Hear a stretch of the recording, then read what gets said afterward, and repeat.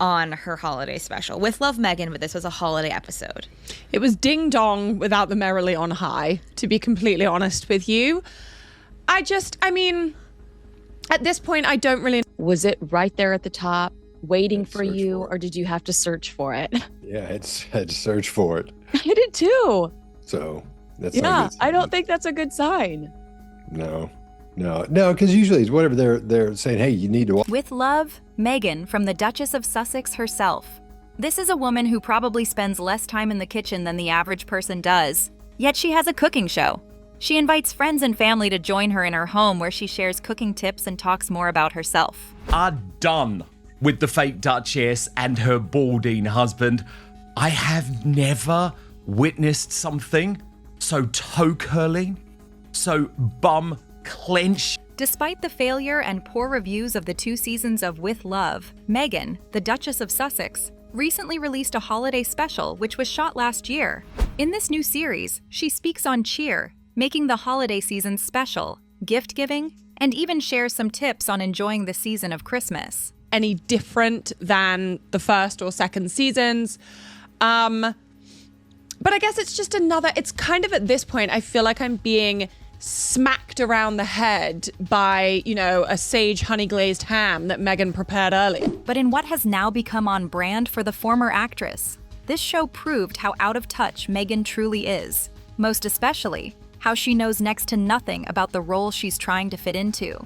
The Netflix show is supposed to portray her as a lifestyle guru and cooking enthusiast, yet all we got are frozen meals, lazy attempts at hosting, and fake interactions with her so-called friends. Again and again and again. And yes, there were plenty of very picturesque moments. Yes. She had a few interesting guests. The best part about her Netflix drop, besides it being a massive flop, is that the event was overshadowed by 2 bigger stars who are known for actually keeping it real and not simply faking or using their names as crash grab deals. These stars, Kim Kardashian and Gwyneth Paltrow, also coincidentally have something major happening on that very same day. It could be in my algorithm for Netflix, but it wasn't. That is very, very interesting. Before I go over some of our notes, can I tell you some of my favorite headlines from around the world? Oh yeah. These are reviews. This is from the... In this latest special, Meghan speaks about family while decorating a tree and making advent calendars. She talks about the importance of family and how the season is about that, while writing Pinterest-inspired quotes for her children. As the Duchess goes on about the essence of family while placing ornaments on her Christmas trees, one wouldn't know that this is the same woman that caused a family to break up and doesn't even speak with her father. This team were trolling her with this insane holiday special. Absolutely do not try any of these crafts or recipes at home unless you also want to have a nervous breakdown. The Independent, With Love, Meghan, holiday sale. Before the royal chaos, before Harry, and way before the curated Montecito fairy tale, Meghan Markle actually had a sweet, genuine relationship with her father. Thomas Markle wasn't just some random dad. He was a Hollywood lighting director, living his life behind the cameras while young Meghan tagged along, spending countless afternoons on set by his side. Their bond? Warm, close, almost picture perfect, until everything shattered later. She adored him so much that she would watch the credits roll just to kiss the screen when his name appeared. This was the man who crafted her childhood Barbie set to match her biracial family, mixing the dolls so his daughter could see herself represented. He gave her the world he had access to, which she has still not stopped chasing. In those early years, it shaped her love for acting, television, and the spotlight she now chases. Escape so you don't have to. There they are, the Sidley twins. P. Diner and Lauren, the insider, will be here. We are picking over the carcasses of Meghan's failed TV career. Even after her parents separated, Meghan always insisted they remained a close and connected family. And when she finally found success on Suits, she showed her appreciation. She bought Thomas a generous holiday gift, a warm reminder that she had not forgotten the man who helped raise her.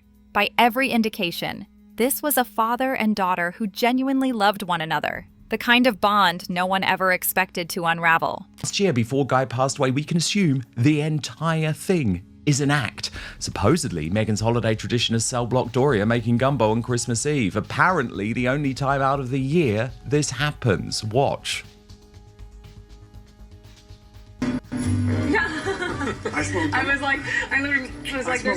There's one thing Meghan is very famous for. It's for discarding people that no longer serve her vision and the image she's trying to create for herself.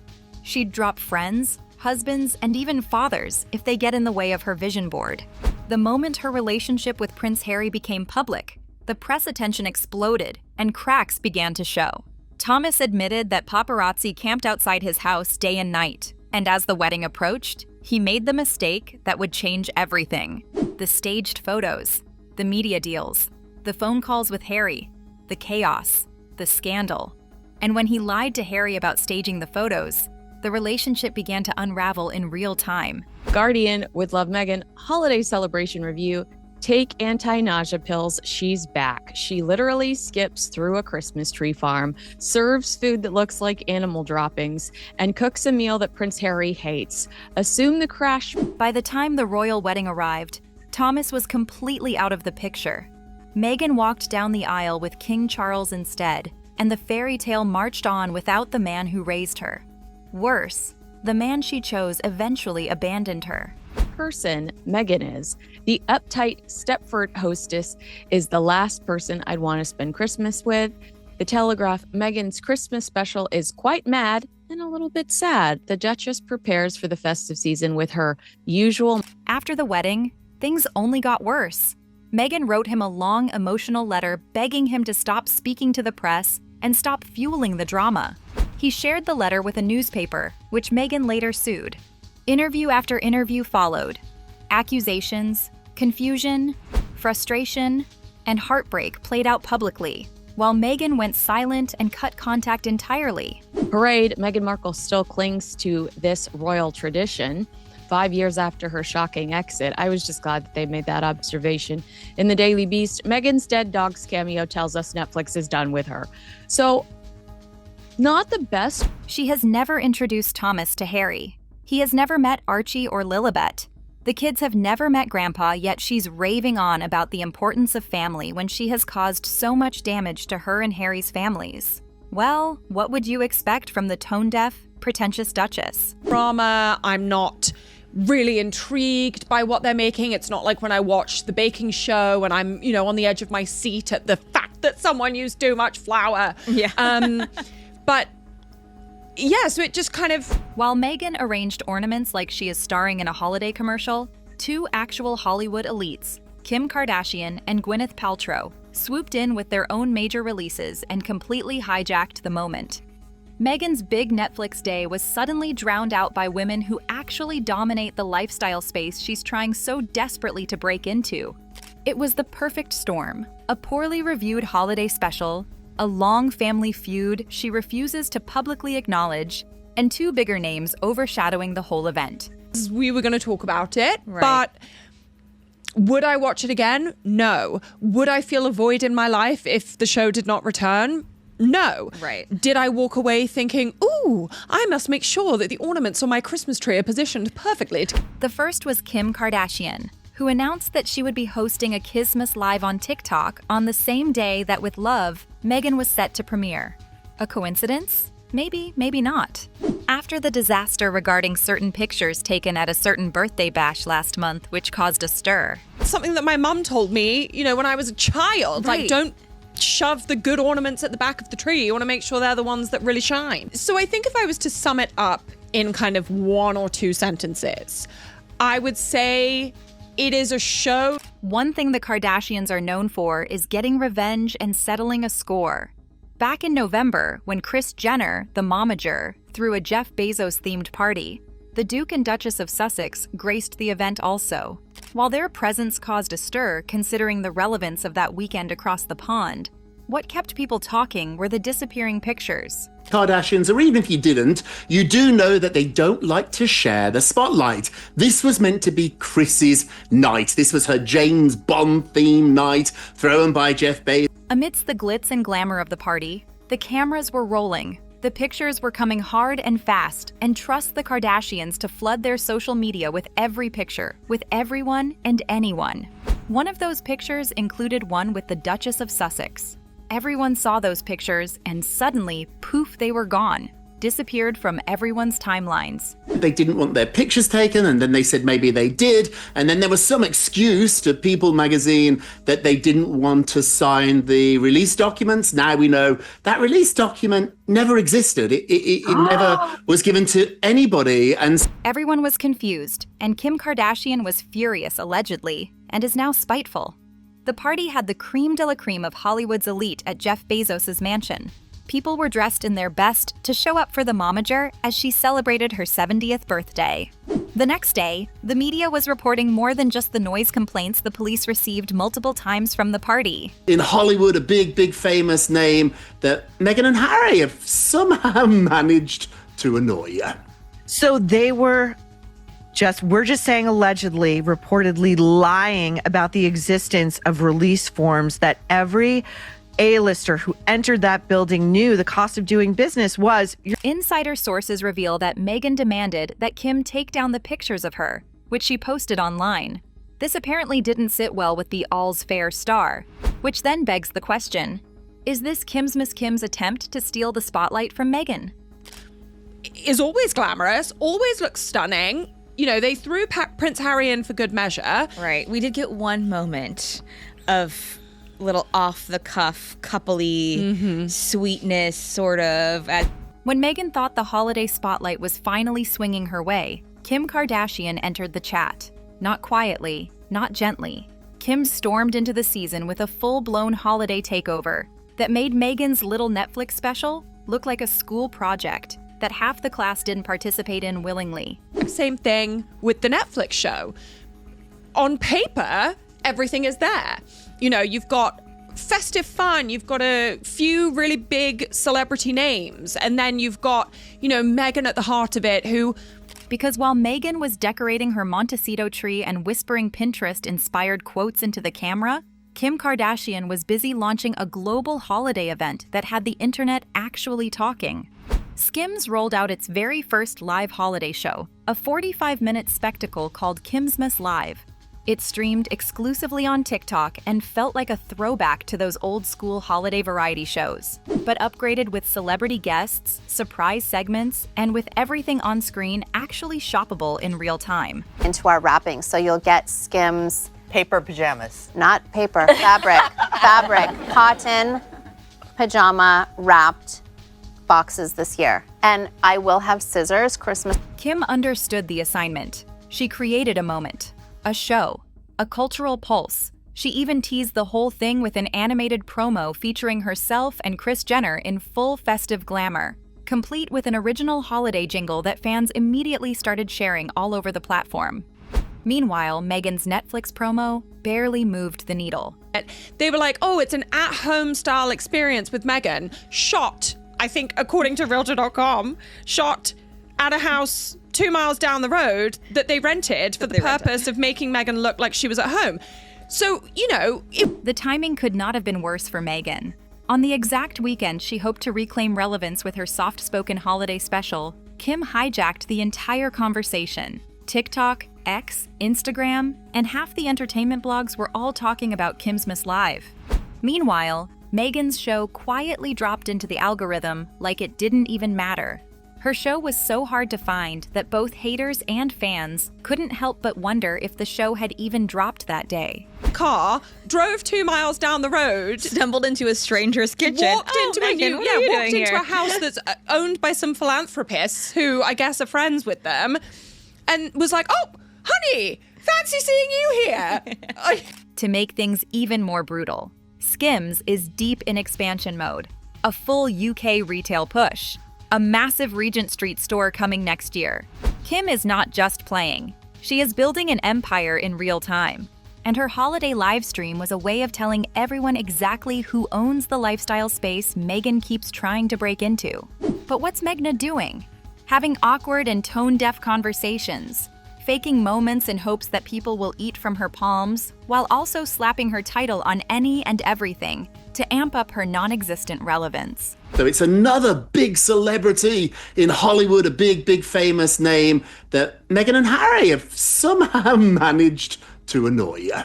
So we're just saying. Then came Gwyneth, who stepped onto that women in entertainment stage and delivered a speech that sent emotional shockwaves through Hollywood.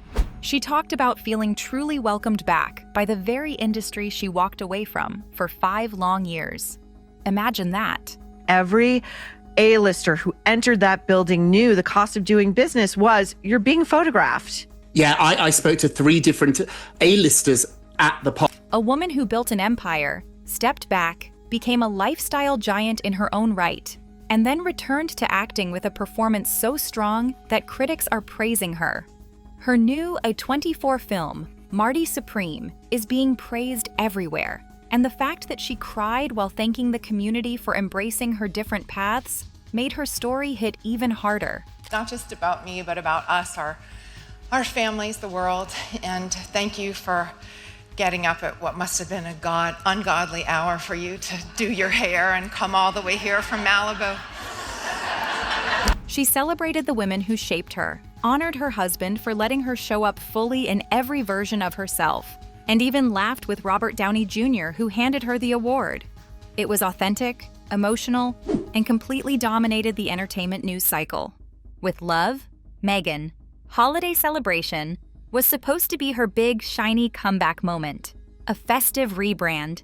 A cozy, warm, I'm just like you Christmas vibe. Except, nobody is buying it. Women in Hollywood, and also so beautiful and graceful. You were combining, you were an amalgamation of all of these incredible archetypes and leading the way for us all. So I'm so proud to get this award, bearing your name. The special opens with Meghan teaching the world how to wrap Christmas lights properly, as if she invented the holiday. Then she scribbles, "'Tis the seasoning" on a chalkboard like she's hosting a primary school craft hour, before dumping chocolate, biscuits, and sugar into a bowl to create something she proudly calls reindeer chow. Viewers immediately asked the real question. Is Meghan actually teaching us anything?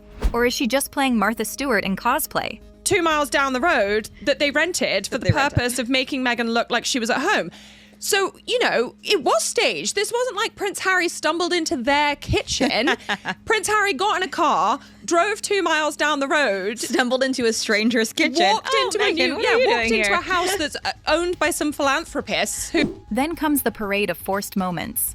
A chef walks in, Will Guidara, and the energy is so painfully awkward, viewers can't tell if he's trying to be polite or if Netflix threatened to snatch his restaurant license if he didn't pretend to enjoy the Gruyere cheese bites. The camera even cuts to a crew member sneaking food in the background, which feels less like a candid moment and more like Netflix begging people to laugh. And when Meghan slips into those personalized red pajamas embroidered with Meg, which surprisingly doesn't have Duchess of Sussex attached, her friends magically appear in identical PJs with matching hairstyles like Stepford besties. That's how we were with our parents when we would come out of doing a show from high school. When you see a parent and they're the loving parents and the nurturing parents, yeah, you go, "Hey, Dad, what's up? Now I'm going to go say hi to Uncle and Aunt, whoever, because I don't see them a lot." The way she greets her mom is like she hasn't seen her mom in a while. And her They giggle, they drink bubbly, they attempt crafts that look straight off Pinterest, but absolutely nothing like what the average person could recreate without a production budget and a team of assistants. It was meant to feel intimate. Instead, it felt staged enough to pass for a Hallmark movie. Dad, come on, put down the recorder for 5 seconds. Yeah, come on. And we're gonna go home later tonight together. Yeah, I get it, Dad. But here with her mom, it looks like she hasn't hugged her mom in a week. It just, there's your proof right there that this was a loving dad. And she didn't even trim that tree. She wraps gifts with an exaggerated sense of self-worth, folding paper like she's revealing a state secret. She even shows how to wrap a wine bottle using a silk scarf. Because of course the woman who preaches simplicity wants us to ruin a perfectly good designer scarf to impress guests we don't have. Then come the celebrity drop-ins like Naomi Osaka popping in for a perfectly timed chat about family, relaxation, and motherhood. Except Meghan responds with even more pretentiousness even Naomi doesn't look convinced by. And finally, an Italian-American chef appears to make a beet salad, something everyone knows Harry absolutely hates. You only do this because you hate your husband, right? Each other up, weren't they? And sort of like, it was awful woke-topian rubbish. Anyway, then we move on to the BFFs, right? So we've got Lindsay Jill Roth, who is the blonde friend who appeared in the Netflix. Another example of Meghan doing things for the brand, not for the family she keeps talking about. Here's the thing that Meghan can't seem to get into her head. She keeps making attempts at this lifestyle brand she clearly knows nothing about and isn't interested in putting in the actual work. Okay? The one thing that she did not do, which tells you this woman has nothing to do with Black people. Naomi Osaka had her hair in 2-strand twists. Meghan made now. In her so-called special, she tries to show off her expertise, like she's giving people actual useful tips and hacks they can use in their lives. In reality, all this goes to show that she is in over her head. Black girl with her hair like that, you always compliment her because that is showing that you want to come as your ethnic self. And you always support that when you see another woman wearing her hair like that. I found it very surprising that she doesn't know what she's talking about and thinks she can fool the people. But the people aren't buying it any longer.